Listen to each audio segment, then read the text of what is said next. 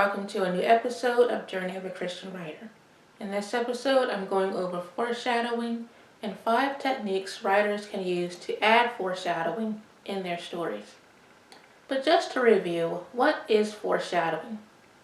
Foreshadowing is a literary device in which writers hint at future events that will happen later in the story.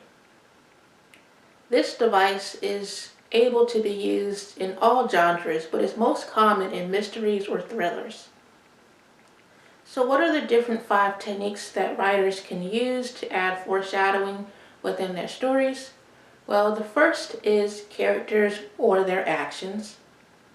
The second is symbolism or motifs. The third is thematic significance.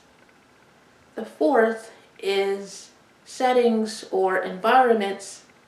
And the 5th is character dialogue. So the first one that I'm going to go over now is for characters or actions. For this one, you can use characters or their actions to actually indicate later events that will happen in the story. For example, a character's apprehension can hint and indicate a tragedy that happens later in the story. This is pretty much what I did in my debut novel, Eva's Promise, in chapter 2, if you pay attention to the closing of chapter 2, which ends with the following. Outside, gripping the gold knob, she placed her other hand to her stomach. A bad, queasy feeling caught her off guard, like a foul smell down a country road, making her feel like throwing up. She took a deep breath of the cool air and locked the front door. Don't embarrass me, Andre. Please be on time. This passage indicates Eva's apprehension of Andre being late, which later happens in chapter 3, the car accident scene on the back country road, and his no-show at the restaurant in chapter 4. The next technique that I'm going to go over is for symbolism or motifs. You can use symbols or objects to actually convey future events that happen later within the story.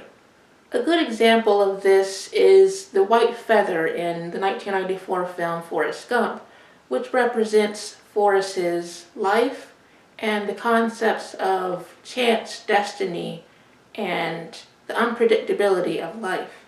The third technique that I'm going to go over is for thematic significance. As we recall, thematic significance is a moral statement or universal truth that authors convey within the story. So this one can also be used to foreshadow within stories. An example of this is A Tale of Two Cities by Charles Dickens. It was the best of times, it was the worst of times. It was the age of wisdom, it was the age of foolishness. It was the epoch of belief, it was the epoch of incredulity. It was the season of light, it was the season of darkness. It was the spring of hope, it was the winter of despair. In the opening paragraph of the novel, it foreshadows the contrast of thematic elements explored in the story during a single era and the paradoxical nature of the time period during the French Revolution. The fourth technique that I'm going to go over is for settings or environments. For this one, writers can actually use their settings or different scenes within the story to actually foreshadow future events that take place later within the story. A good example of this could be a thunderstorm, which could indicate a contemptuous character that later appears in the story. Finally, the 5th technique that I'm going to discuss is for character dialogue. For this one, writers can use different things that characters within the story says that actually can hint at later events within the story.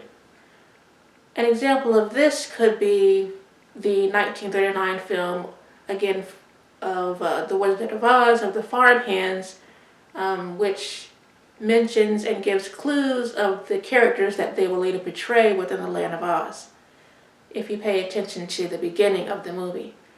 So that's pretty much an example for that. But anyways, that's all that I have for this video. I hope it was helpful, and until next time, happy writing.